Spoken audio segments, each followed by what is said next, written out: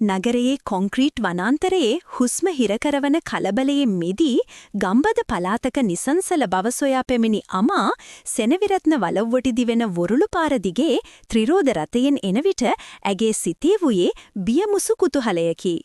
දෙපස වූයේ අහස උසට වැඩෙනු ගස් වැලවලින් සැදුණු හරිත පැහැති තාප්පයකි. ඒ නිහැඬියාව බිඳ දැමුවේ ඉඳහිට ඇසෙන කුරුළු නාගයක් සහ පත්‍ර මතින් හමා යන සුළඟේ මෘදු විලාපයක් පමණි.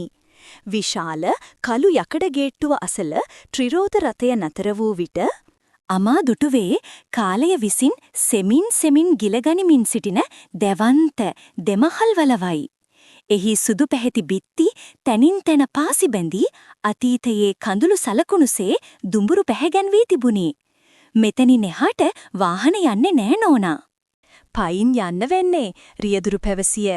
ඔහුගේ කටහඬේ වූයේ යම් ගෞරවයක් මුසු වූ බියකි. අමාසිය බෑගයද රැගෙන ගේට්ටුවෙන් ඇටුඩ වූයේ බියපත් පියවර වලිනි. ඒ වූ කලී වෙනම ලෝකයක් බඳු විය. වාතය පවා පැරණි කතාන්තර වලින් බර වී ඇති සයක් ඇයට දැනිනි. පිළිවෙලකට නඩත්තු නොකලත් එහි වූයේ පැරණි තේජසක නටබුන්යා. ඇය සෙමෙන් ප්‍රධාන දොරටුව වෙත පිය නැගුවාය. ඇය දොරට තට්ටු කිරීමට අත එසවීමටත් පෙර විශාල තේක්ක දොර කිසිදු හඬක් නොනගා අවතාරයක් මෙන් සිමින් විවර විය. දොරකඩ සිටියේ වයස 35ක පමණ තද නිල් පැහැති සාරියකින් සැරසුණු තේජාන්විත පෙනුමක් ඇති කාන්තාවකි. ඇගේ මුහුණ කිසිදු හැඟීමක් සටහන් නොවූ ඔපදැමූ කළු ගලක් මෙන් විය. ඒ ශාලිනී සෙනවිරත්න බව අමා අනුමාන කළාය. මිස් අමා වෙන්න ඇති. එන්න ඇතුළට. ඇගේ කටහඬ වියලි විය, විධානාත්මක විය. එහි කිසිදු පිළිගැනීමේ උණුසුමක් නොවිය. අමා එය පසුපසින් වලව්වේ අඳුරු සිසිල් ශාලාවට පිවිසියාය. ඇතුළත වූයේ පිටටට වඩා අඳුරකි. බිත්තිපුරා එල්ලා තිබූ රන් පැහැ රාමු වලින් යුතු පැරණි ඡායාරූපවල සිටි මුහුණු අඳුරේ සිට ඇය දෙස net නොසලා බලා සිටින්නාක් මෙන් ඇයට දැනිනි. ඒ බැල්මවල් ඇයව විනිවිද යන බවක් හැඟිනි. ඔයාගේ කාමරේ උඩ තට්ටුවේ. ඒ තිස්සෙල්ලා මාමණ්ඩිව බලමු. ඔයාගේ ප්‍රධානම රාජකාරිය එතුමාව බලාගන්න එක. ශාලිනි පඩිපෙළ නගින ගමන් පැවසුවාය. මතක තියාගන්න මේ ගෙදර තාප්පවලටත් කන් තියෙනවා. අනවශ්‍ය දේවල් හොයන්න එන එක ඔයාට හොඳ නෑ. ඔයාගේ වැඩේ විතරක් බලාගන්න. ඒ වචනවල වූයේ හුදු උපදේශයකට වඩා අයිස් කුට්ටියක් වැනි තර්ජනාත්මක ස්වරයකි. අමා කිසිමක් නොකියා හිස සලා එය අනුමත කළාය. විශාල කාමරයක දැවන්ත ඇඳක් මත සෙනවිරත්න මහතා වැතිර සිටියේය. වයස 75ක් පමණ වුවද ඔහුගේ මුහුණේ තරුණ කල තිබෙන්නට ඇතයි සිටිය හැකි කඩවසම් පෙනුමක සේයාවක් විය. අංශභාග රෝගී තත්වය නිසා ඔහුගේ සිරුර නිසල වුවද ඔහුගේ දැස් පණ ඇති බවටත් වචනවලින් කිවන හැකි කතා සාගරයක් එහි සිරවී ඇති බවටත් සාක්ෂි දැරිය. ඒ දැස් නතරව තිබුණේ කාමරයේ විශාල ජනේලයෙන් පෙනෙන සුදු අරලිය මලින් පිරුණු පැරණි ගසක් වෙතය. අමා ඔහුට ආචාර කළ විට ඔහුගේ දැස් මොහොතකට ඇය වෙත හැරිනි. ඒ බැල්මේ වූයේ මහ තනිකමක්, ගැඹුරු වේදනාවක් සහ යම් අපේක්ෂාවකි. දින සති බවට පෙරලී ගියේය. අමා වලව්වේ නිහඬ නීතිවලට හුරු වූවාය. ඇය සෙනවිරත්න මහතාට කැපවීමෙන් සාත්තු කළාය. ඔහුට කතා කිරීමට නොහැකි වුවද ඔවුන් දෙදෙනා අතර වචනවලින් තොරව ගොඩ නැගුණු අපූරු බැඳීමක් විය. ඔහුට අවශ්‍ය දේ ඔහුගේ දෑසින් කියමට ඔහුද එය තේරුම් ගැනීමට ඇයද දක්ෂ වූහා. එහෙත් සෑම දිනකම පැය ගණනාවක් ඔහු ජනේලයෙන් පෙනෙන අරලිය ගස දෙස බලා සිටියේය. ඇතැම් හවස්වරුවල හිරු බැස යන රන්වන් රැස් ඒ ගස මත පතිත වන විට ඔහුගේ දෑසින් කඳුළු බිඳු ගලා යන අයුරු අමා කිහිපවරක්ම දැක තිබුණි. ඒ කඳුළු අතීතයේ මිහිරි මතකයක් වෙනුවෙන් වැදිරෙන බව ඇයට සිතිනි. උඩුමහලේ කොරිඩෝව කෙළවරේ වූ එක් කාමරයක් නිතරම අගුළු දමා තිබිනි. එය අන් සියලු කාමරවලට වඩා වෙනස් දැවන්ත යකඩ ඉබියතුරකින් වසා තිබුණි. දිනක් අමා ඒ අසලින් යන විට ශාලිනී එම කාමරයෙන් එළියට විත් දොරාගුළු ලනු ඇය දුටුවාය. අමාව දුටු සැනින් ශාලිනීගේ මුහුණ තිගැස්මකින් සුදු මැලිවියා. මොකද මෙතන කරන්නේ? ඇය සැකයෙන් අසුවාය. නෑ නෝනා මම මේ නිකං අමා ගොත ගැසුවාය. මේක පරණ බඩු දාන කාමරයක්. මේ පැත්තට එන එක තහනම්. ශාලිනී තදින් පවසා යතුරු සිය සාරි පොටේ සංගවාගෙන එතනින් ඉවත්ව ගියාය. එදින රාත්‍රියේ සෙනවිරත්න මහතාගේ ඇඳ අසල වූ පැරණි ලාච්චුව පිරිසිදු කරමින් සිටි අමාගේ අතට දි รา පත් වූ කඩදාසියක ඔතා තිබූ යමක් හසුවිය. එය දිගහැරි අයට දැකගත හැකි වූයේ පැරණි ඡායාරූපයක ඉරුණු කැබැල්ලකි. එහි වූයේ අහිංසක සිනහවක් පෑ තරුණ කාන්තාවකගේ දැස සහ නලල පමණි. ඒ දැස්වල වූ දීප්තිය අමාගේ සිතට තදින්ම කාවැදුනි. මෙය කාගේදයි සිතමින් ඇය සිය නිල ඇඳුමේ සාක්කුවේ සංගවා ගත්තාය. වලව්වේ අබිරහස තවත් ගැඹුරු වූාක් මෙන් ඇයක දැනිනි. වලව්වේ පැවති ඒකාකාරී গুপ্ত නිහඬියාව බිඳවැටුනේ එක් උදෑසනක නවෝද්ගේ පැමිණීමත් සමගය. ඔහු ශාලිනීගේ සැමියාගේ බාල සොහොයුරා විය. වසර ගණනාවක් විදෙස්ගතව සිටි ඔහු වලව්වේ අඳුරු ස්වභාවයට හාත්පසින්ම වෙනස් ජීවයෙන් පිරුණු තරුණයෙකි. ඔහුගේ කඩවසම් පෙනුම සහ නිදහස් සිනහව වලව්වේ බිත්ති අතරට නැවුම් වාතාශ්‍රයක් ගෙනාවේය. ඔහු අමා සමග කතා කළේ කිසිදු කුලෑටිකමකින් තොරවය. ඉතින් ඔරා තමයි අපේ තාත්තව බලාගන්න ආපු දේව දූතිකාව. ඔහු පළමු දිනේම සිනාසෙමින් පැවසුවේය. අමාගේ කම්මුල් ලැජ්ජාවෙන් රතු විය. නවෝද්ගේ පැමිණීම සෙනවිරත්න මහතාටද යම් ප්‍රබෝධයක් ගෙන දුන් බවක් පෙනෙන්නට තිබුණි. නවෝද් තම පියා අසල පැය ගණන් හිඳ ලෝකයේ තොරතුරු කියවිය, පොත්පත් කියවුවේය. ඔහුගේ කටහඬ ඇසෙන විට සෙනවිරත්න මහතාගේ දැස්වල යම් දීප්තියක් දිස්විය. එක් වැසිබර රාත්‍රියක සිය රාජකාරි නිමවා මුළු තැන්ගෙට පැමිණි අමා දුටුවේ කෝපි කෝපයක් අතතිව ජනේලය අසල සිටගෙන සිටන නවෝද්වය. නිදි නැද්ද මිස්සමා? ඔහු හැරි බලමින් ඇසුවේය. නින්ද ගියේ නෑ මහත්තයා. මහත්තයා මට නවෝද් කියන්න. මේ ගෙදර විදිහට හැදුනොත් අපි හැමෝව ඉක්මනට වයසට යයි. ඔහු සිනාසුනේය. ඒ සිනහව අමාගේ හදවතේ කොතනක හෝ ගැඹුරින් ස්පර්ශ විය. ඔවුන් දෙදෙනා අතර නිහඬතාවයක් රජය කළේය. පිටත වහින වරුසාවේ හඬ පමණක් ඇසිනි. මේ ගෙදර තාප්පවලටත් කතා කරන්න පුළුවන් නම් හරි අපූරු කතා අහන්න තිබුණා නේද අමා? නවෝද් කීවේ අබිරහස්වරයකිනි. ඔහු ඇගේ දැස් දෙස කිලිම් බලා සිටිය. ඒ බැල්ම දරාගත නොහැකිව අමා බිම බලා ගත්තද ඇගේ හදවතේ ස්පන්දනය වහලයට වැටෙන වැහි බිඳුමෙන් වේගවත් විය. ඒ මොහොතේ ඇයට දැනුනේ අපහසුයක් මෙන්ම මීට පෙර කිසිදා නොවිඳි හඳුනා නොගත් මිහිරි හැඟීමකි. පසුදා සවස්වරුවේ නවෝත්සිය ගිටාරයේ රැගෙන පියාගේ කාමරයට පැමිණියේය. ඔහු සෙනවිරත්න මහතාගේ ඇඳ අසල පුටුවක වාඩි වී පැරණි මියුරු ගීතයක් වාදනය කරන්නට විය. ඒ තනුව කාමරය පුරා පැතිර යද්දී සෙනවිරත්න මහතාගේ දැස් වලින් කඳුළු ගලා යන්නට විය. ඔහුගේ තොල් සෙලවිනි. ඔහු යමක් කීමට දැඩි වෙහෙසක් තරන බවක් පෙනුනි. අවසානයේදී අපැහැදිලි නමුත් ඇසෙන නෑසෙන හඬෙන් එක් වචනයක් ඔහුගේ මුවින් පිටවිය.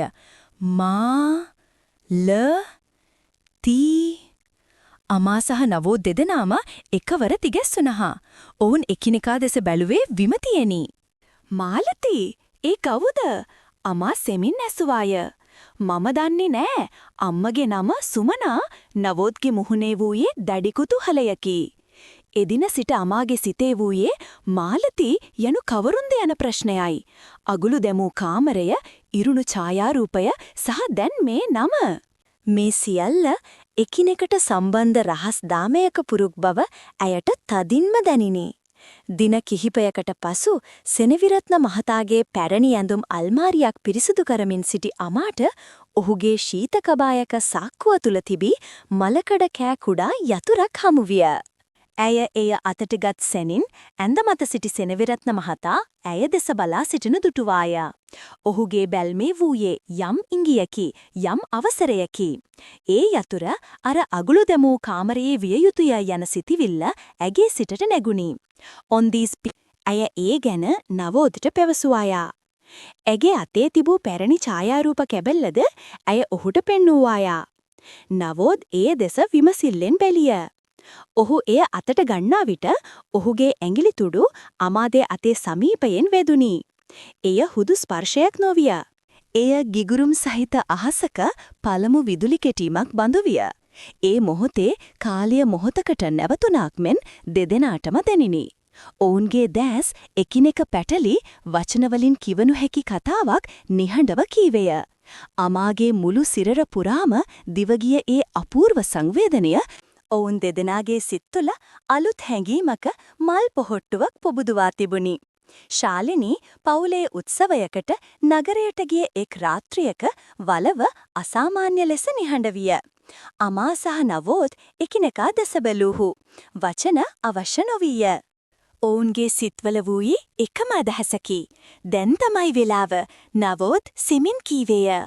ඔවුන් දෙදෙනා එක්ව බියපත් හදවත් වලින් යුතුව උඩුමහලේ කොරිඩෝව දිගේ අබිරහස් කාමරේ වෙත පිය නැගූහු. අමාගේ වෙව්ලන දෑතින් යතුර ඉබිතුරු සිදුරට ඇතුළු කළාය. මලකඩකයා යන්ත්‍රණයක් ක්‍රියාත්මක වන්නාක් මෙන් කිවිහඩක් නගමින් අගුල විවෘත විය. ඔවුන් දොර තල්ලු කළ විට වසර ගණනාවක දූවිලි සහ අතීතයේ සුවඳ මුසු වූ වාතය ඔවුන්ගේ මුහුණේ වැදිනි. කාමරය පුරා සුදු රෙදිවලින් වසා දැමූ විශාල වස්තුන් විය. නවෝද් එක් රෙද්දක් ඉවත් කළය. ඒ යට තිබුණේ නිම නොකළ චිත්‍රයක් සහිත කැන්වසයකි. ඔවුන් අනෙක් රෙදිද ඉවත් කරන්නට වූහා. මුළු කාමරයම චිත්‍රාගාරයක් විය. බිත්ති පුරා එල්ලා තිබුණේ එකම තරුණියකගේ විවිධ ඉරියව්වලින් යුත් චිත්‍ර සමූහයකි. ඒ අමාට හමු වූ ඡායාරූප කැබැල්ලේ සිටි තරුණියමය. ඇගේ සිනහව, ඇගේ බැල්ම, ඇගේ සුන්දරත්වය ඒ සියල්ල කැන්වස් මත ජීවමානව තිබුණි. කාමරයේ කෙළවරක තිබූ පැරණි ලී පෙට්ටියක් නවෝද්ගේ අවධානයට ලක්විය. ඔහු එය විවෘත කළය. එහි රිබන් පටියකින් ගැටගැසූ ලිපි මිටියක් විය. ඒවා කහ පැහැගැන්වී දි รา පත් වෙමින් තිබුණි. පළමු ලිපිය අතටගත් නවෝද් එය ශබ්ද නගා කියවන්නට විය. ඒ මාලතී විසින් සෙනවිරත්න මහතාට ලියූ ආදර ලිපි විය. ඒ සෑම අකුරකම ඔවුන්ගේ ආදරයේ සුන්දරත්වය, සමාජයෙන් සහ පවුල් වලින් ඉල්ල වූ විරෝධය හමුවේ ඔවුන් විඳි වේදනාව සටහන්ව තිබුණි. ඔවුන් දෙදෙනා රහසේ හමු වූ හැටි අනාගතය ගැන දුටු සිහින අරලියාගසයට දුන් පොරොන්දු. ඒ සියල්ල ඒ දි รา පත් කඩදාසි මත නැවත පන රබා තිබුණි. අවසාන ලිපිය කියවන විට නවෝද්ගේ කටහඬ බිඳී ගියේය. අමාගේ දෑසින් කඳුළු ගලා හැලුනි. වසර 50කට ආසන්න කාලයක් සෙනවිරත්න මහතා තම හදවතේ සිරකරගෙන සිටි මහා වේදනාවේ රහස දැන් ඔවුන් ඉදිරියේ නිරවත් වී තිබුණි. පසුදා ශාලිනී පැමිණි විට නවෝද් සහ අමා ඇයට මුහුණ දුන්හා.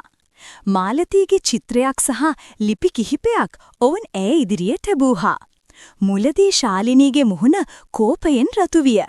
කාගේ අවසරයෙන්ද තමුසලා මේ කාමරේ ඇරියේ? ඇය අමා දෙස රවා බලමින් කෑ ගැසුවාය. අක්කේ, කරුණාකරලා ඇත්ත කියන්න. කවුද මේ මාලතී? තාත්තා මෙච්චර කල් වින්දේ මේ වේදනාවද? නවෝද් බැගෑපත්ව ඇසුවේය. ශාලිනීගේ දැඩි පෙනුම බිඳි ගියේය. ඇය පුටුවක වාඩි වී දෑතෙන් මුහුණ වසා ගත්තාය. ඇගේ සිරුර වෙවුලන්නට විය.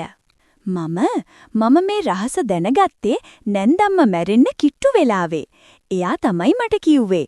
තාත්තා තරුණ කාලේ මාලතීට ආදරේ කරලා. ඒත් කුල ප්‍රශ්නයක් නිසා සීයලා ඒ සම්බන්ධට විරුද්ධ වෙලා. නැන්දම්මව කසාද බැන්දට පස්සෙත් තාත්තගේ හිතේ තිබිලා තියෙන්නේ මාලතී ගැන විතරයි. ඒකෙන් නැන්දම්මා ජීවිත කාලයම වින්දේ දුකක්. එයා මැරෙන්න කලින් මගෙන් පොරොන්දුවක් ගත්තා පවුලේ ගෞරවය රකින්න මේ රහස කාටවත් කියන්න එපා කියලා. මම ඒ පොරොන්දුව රැක්කා. ඇගේ දැඩි පෙනුම යට සැඟවි තිබුණේ වසර ගණනාවක පීඩනයක් බව ඔවුන්ට වැටහිණි. එදින සවස නවෝද් මාලතීගේ සුන්දරම චිත්‍රය රැගෙන සිය පියාගේ කාමරයට ගියේය. ඔහු එය සෙනවිරත්න මහතාගේ දැස් ඉදිරිය තැබුවේය. චිත්‍රය දුටු සැනින් සෙනවිරත්න මහතාගේ මුහුණ ආලෝකමත් විය. ඔහුගේ දැස් පුදුමයකින් සහ සෙනෙහසකින් දිලිසුනි. වසර ගණනාවකට පසු ඔහුගේ මුහුණේ පැහැදිලි සිනහවක් හැඳිනේ. ඔහු ඊතා පැහැදිලිව ශබ්ද නගා මෙසේ කීවේය. මාලතී, ඒ වචනය තුල වසර 50ක ආදරය, විරහව සහ අවසානයේදී ලද සැනසීම ගැබ් වී තිබුණි. ඔහුගේ හදවතේ සිරවී තිබූ මහා බරකින් ඔහු නිදහස් වූවක් මෙන් විය. සති කිහිපයක් ගෙවී ගියේය. වලව්වේ පැවති අඳුරු, গুপ্ত බව ක්‍රමෙන් පහව යමින් තිබුණි. සෙනවිරත්න මහතාගේ මුහුණේ නිතරම වූයේ සැනසිලිදායක සිනහවකි. එක් හඳපාන් රැයක අමා සහ නවෝද් වලව්වේ ගෙවත්තේ සුදු මලින් බරවි සුවඳ විහිදුවන පැරණි අරලියා ගස යට සිටගෙන සිටියහ. අමා නවෝද් ඇගේ අතක් සියතට ගත්තේය. ඔයා මේ ගෙදරට ආවේ නර්ස් කෙනෙක් විදිහට. ඒත් ඔයා මේ ගෙදර හිර වෙලා තිබුණු ආත්මයන්ට නිදහස දුන්නා. මගේ තාත්තට වගේව මටත් දැන් ඔයාව නැතුවම බැහැ. ඔහුගේ වචන අමාගේ හදවතේ ගැඹුරටම කිදා බැස්සේය. ඇගේ දැසට නැගුණු සතුටු කඳුළු අතරින් ඇය සිනාසුනාය. මටත් එහෙමයි නවෝද්. ඔහු සෙමින් ඇය වෙත ලං විය. ඔහුගේ දෑත් ඇගේ මුහුණ දෙපසින් මෘදුව තබා ඇගේ දැස් දෙස කෙලින් බැලුවේය. වචන අවශ්‍ය නොවිය. ඒ බැල්ම තුළ පොරොන්දුවක්, ආරාධනාවක් සහ සියුම් සෙනෙහසක් ගැබ්ව තිබුණි. හඳේ එළිය ඔවුන්ගේ සෙවණැලි දෙක බිම එකම රුවක්සේ එක්කලේය. අරලියා මල් සුවඳ ඔවුන් වටා දැවටෙද්දී නව ආදර කතාවක පළමු පරිච්ඡේදය ඒ පැරණි වලව්වේ බිත්ති අතර නිහඬවම ලියවෙන්නට දිය. කාමරයේ ජනේලයෙන් ඒ දෙස බලා සිටි සෙනවිරත්න මහතාගේ දැස්වල වූයේ තෘප්තිමත් සිනහවකි. ඔහුගේ ඇඳ අසල මේසය මත මාලතීගේ චිත්‍රය සිනහවෙන් ඔහු දෙස බලා සිටියාය. අතීතයේ අඳුරු සෙවණැලි පහව ගොස් වලව්ව පුරා ආදරයේ සහ සැනසීමේ ආලෝකය පැතිරී යමින් තිබුණි.